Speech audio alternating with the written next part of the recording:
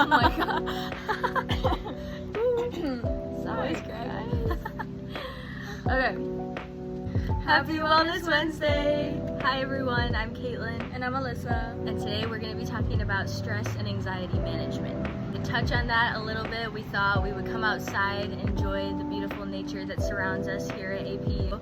Alyssa made us these wonderful coffees to relax. Let's just get into it. Seeing as college is one of the most busy times for college-age students because you have extracurriculars, you have relationships, friendships, and lots of academics to maintain, it's very prevalent in college for students to struggle with stress and anxiety management just because you have so much to juggle.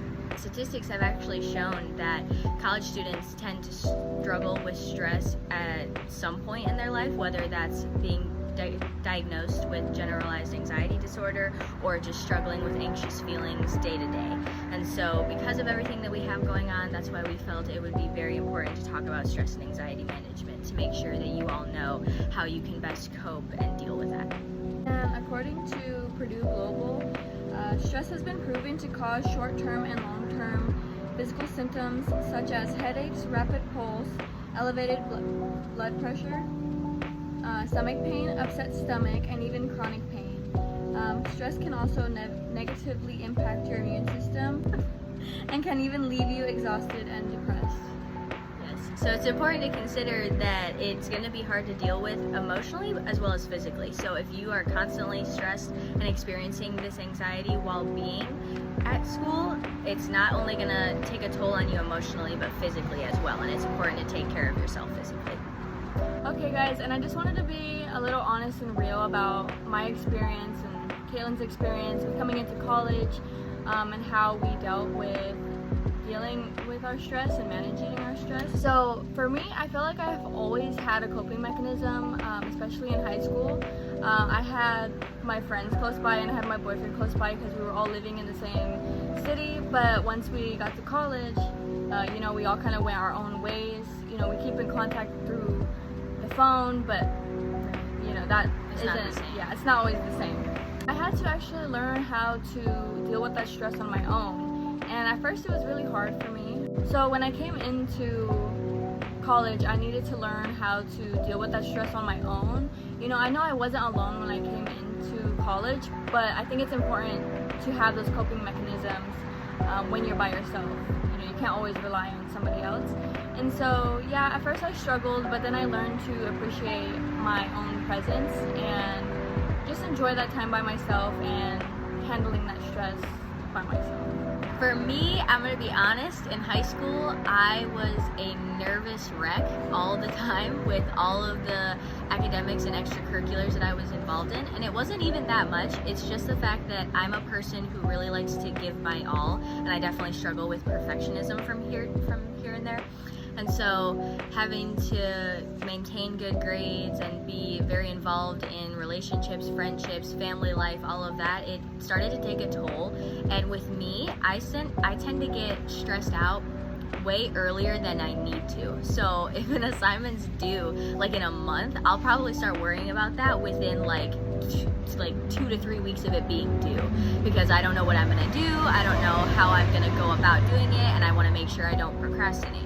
So when I was in high school and obviously being younger, I let it consume me, and I would be very stressed out. I would break down a lot, and I wouldn't know how to control that stress and nervousness about everything going on. Coming to school, I was able to build a lot of healthy friendships and relationships with people who coped with their stress and anxiety in much healthier ways. And so they made me aware that the more you stress about something, it's really not going to help you getting it done. You have to kind of just nip the problem in the butt and just go after it and tackle it as best as you can. And there's always people around to support you. So I learned through my friendships that they're there to support me as well as God, and that He has a plan, and that I'm going to end up getting those assignments and things done when they're supposed to get done. And so being aware and just present in each moment and taking it one day at a time and knowing that it's going to work out either way. When it comes to solutions for the major amounts of stress and anxiety college students can experience, I think what I've learned is that establishing a plan is what works best for me. So I'm very type A. I like to do things by the book, step 1, 2, 3. And so establishing a plan and really putting time limits on when I do things has helped a lot.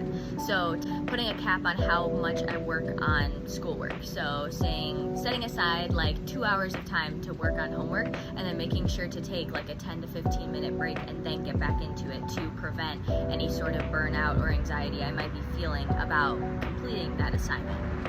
And so this is ultimately gonna reduce any anxiety or procrastination you may be experiencing, because at least you're taking a step forward and you're doing what you have to do. You're not procrastinating, but you're still paying attention to yourself and your own stress levels to make sure you don't ever reach that point of burnout. Mine is very similar to what Kaitlyn does, just a little different. I really do set boundaries with my schoolwork, and so what I like to do is write a time that I want to be done with my schoolwork, whether I'm done with it or not.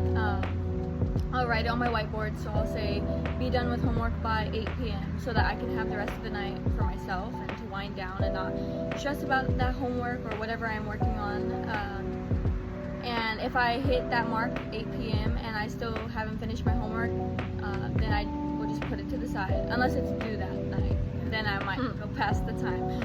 But for the most part, I try and stick with that boundary, because I do believe that you should have that time for yourself and you have your time for school.